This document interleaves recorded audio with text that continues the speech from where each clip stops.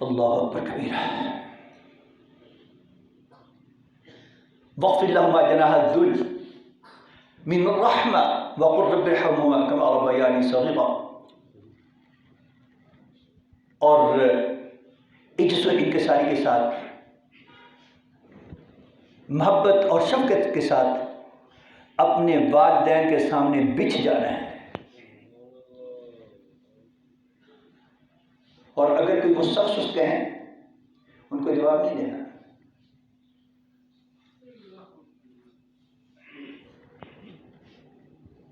قرآن و سنت کی روشنی میں اساتذہ یہ تربیت اور تلقین کرتے کہ اگر والدین برا بھلا کہیں اور ناحق کہیں، آخر انسان ہے تو پھر انسان کیا کرے؟ فرمایا کہ پھر وہ دعا کرے رب ارحمہما کما ربیانی صغیرا. باری تعالیٰ تو ان دونوں پر رحم فرما. مقابلہ نہیں کرنا، ان کو برا بھلا نہیں کہنا. یہ نہیں کہ تو ہوتا کون ہے، تجھے سمجھ ہی نہیں ہے، تجھے پتہ ہی نہیں ہے. تو تکار کی نوبت والدین کے ساتھ نہیں آنی چاہیے.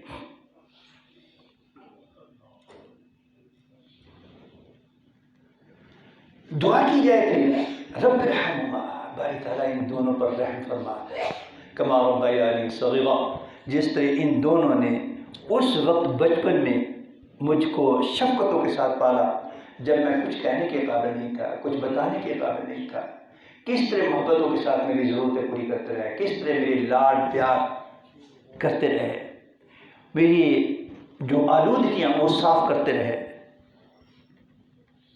میری وومٹنگ، دودھ پیا ہے اور وومٹ کر دیا، اپنے بھی کپڑے خراب ان کے بھی خراب، لیکن مجھے مارا نہیں، مجھے پیٹا نہیں، میرے کپڑے بھی تبدیل کیے، اپنے بھی کیے. اگر بستر کو آلودہ کر دیا تو مجھے جھڑکا نہیں، کچھ کہا نہیں، محبت ہی کی ہے. باری تعالیٰ اب یہ بڑے ہو گئے ہیں، اگر یہ مجھے غلطی سے غلط فہمی سے ڈانٹ رہے ہیں تو کوئی بات نہیں، تو ان پر رحم فرما، تو ان پر کرم فرما، تو ان پر فضل فرما. رب ارحمہما کما ربیانی صغیرا. اللہ اکبر. یہ تو والدین کی بات ہے. قرآن یہ کہتا ہے، رب یہ فرماتا ہے لوگوں وَلَقَدْ كَرَّمْنَا بَنِي آدم، ہم نے تو عام انسانوں کو بھی عزت و توقیر دی ہے.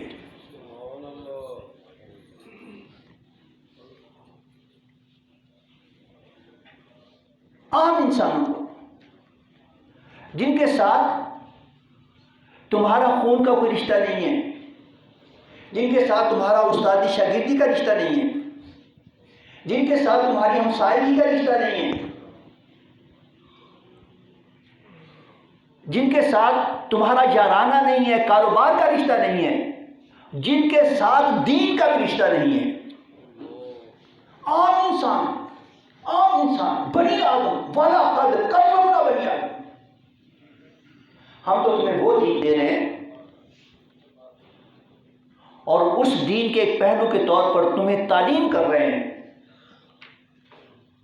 کہ ہم نے خالق و مالک کے کائنات ہونے کے ناطے عام بنی آدم کو بھی عزت و توقیر دی ہے.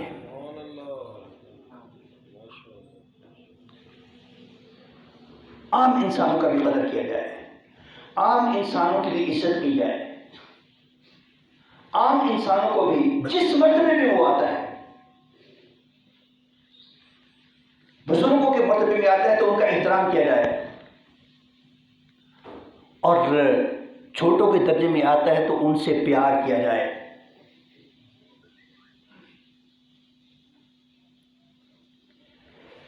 اللہ اکبر. آج کل بڑے ایسے جو ہے نا ریسرچ آرٹیکلز چھپ رہے ہیں کہ ہماری مساجد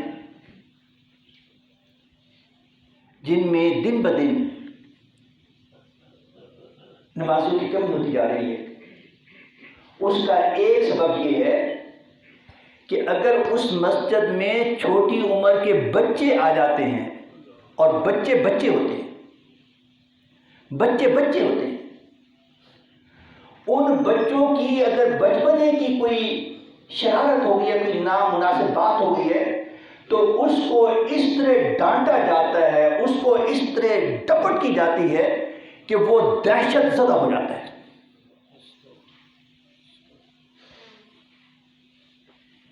یہ نہیں ہے کہ بچوں کو کھلی چھوٹ دے دی جائے کہ وہ جو جی چاہے کرتے رہے، نہیں، ان کو پیار سے سمجھایا جا سکتا ہے، ان کو محبت سے سمجھایا جا سکتا ہے۔ آپ نے دیکھا ہوگا کہ ٹرکی میں جو موجودہ جو ان کے لیڈر ہیں، ان کی قیادت میں جو اسلامی انقلاب برپا کرنے کی کوشش کی جا رہی ہے، وہاں پر مساجد میں کس طرح وہ خود اور علماء کو ساتھ لے کر بچوں کے ساتھ کھیل رہے ہیں۔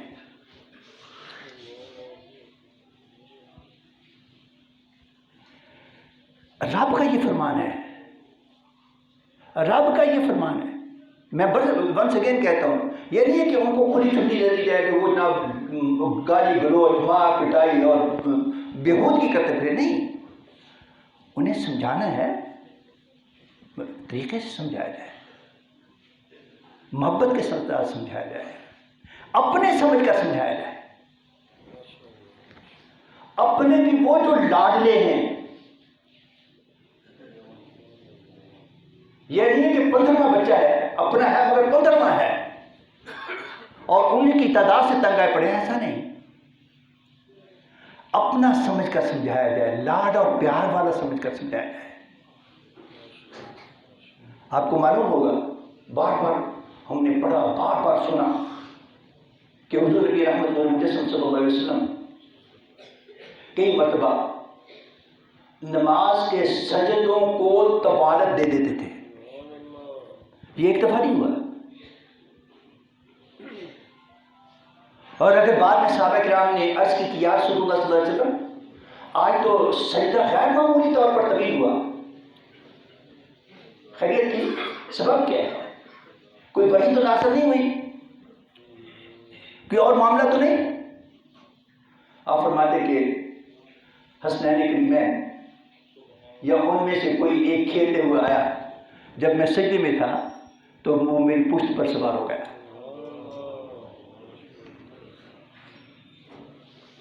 میرا جی نہیں چاہا کہ میں ایسی حالت میں پشت اٹھاؤں اور وہ کہیں گر جائے۔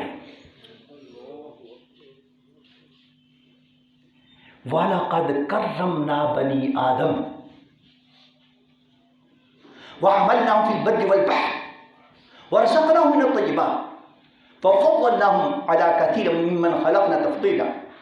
لوگوں، رشتے تو رشتے رہے، ہم نے تو عام انسانوں کو بھی، ابن آدم کو عزت و توقیر دی ہے۔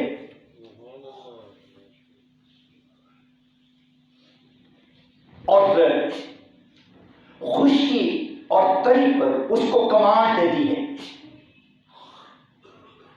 وہ خشکی پر بھی بھاگتا دوڑتا ہے، اور وہ دریاؤں اور سمندروں میں بھی ہماری دی ہوئی حکمت سے کشتیاں اور جہاز بنا کر ان میں سفر کرتا ہے۔ وَرَزَقْنَاهُم مِّنَ الطَّيِّبَاتِ، اور ہم نے انسان کو پاکیزہ اشیاء میں سے رزق دیا ہے۔ اب یہ انسان کی اپنی مرضی ہے کہ وہ حلال کو اختیار کرتا ہے یا حرام کو۔ رب کریم نے طیب رزق عطا فرمایا، حلال رزق عطا فرمایا۔ اگر اللہ رب کریم کے دیے ہوئے ایسے اصولوں کو پیش نظر رکھیں اور غور و فکر کریں تو پھر بڑا آسان ہو جائے۔ ایک موٹیویٹر، انہوں نے اپنا ایک واقعہ لکھا کہ میں ایک سکول میں گیا تو اس سکول میں وہ بچوں کے ساتھ، بچوں کے والدین کو بھی انعامات سے سرفراز کیا گیا، تو ایک خاتون جس کے 3 بچے تھے، اس کو شیٹ دی گئی اور بتایا گیا کہ یہ لاسٹ ٹائم بھی یہ شیٹ اسی کو ملی تھی. گویا میں وہ جب تقریب ختم ہوئی تو میں نے پرنسپل سے کہا کہ میں اس خاتون سے ملنا چاہتا ہوں، اگر آپ تھوڑی سی شفقت کریں. تو پرنسپل نے پتہ کیا، انہوں نے کہا کہ وہ اپنے گھر جا چکی ہے بچوں کو. اچھا جی. میں نے پھر سے انہیں گزارش کی کہ اگر آپ میری تھوڑی سی ہیلپ کریں تو میں اس سے ملنا چاہتا ہوں. وہ پرنسپل صاحب میرے ساتھ جلدی بات کرنے طویل ہے لیکن اس کو مختصر کرتا ہوں. اس خاتون سے پوچھا گیا کہ تم کیا کرتی ہو، تمہاری تعلیم کیا ہے؟ اس نے کہا میں ان پڑھ ہوں. شوہر کیا کرتے ہیں؟ وہ ڈیلی ویجز پر مزدور ہیں. اتنے اچھے اسکول میں کیسے بچوں کو پڑھاتی ہوں؟ اور اس نے کہا میں سلائی مشین چلاتی ہوں.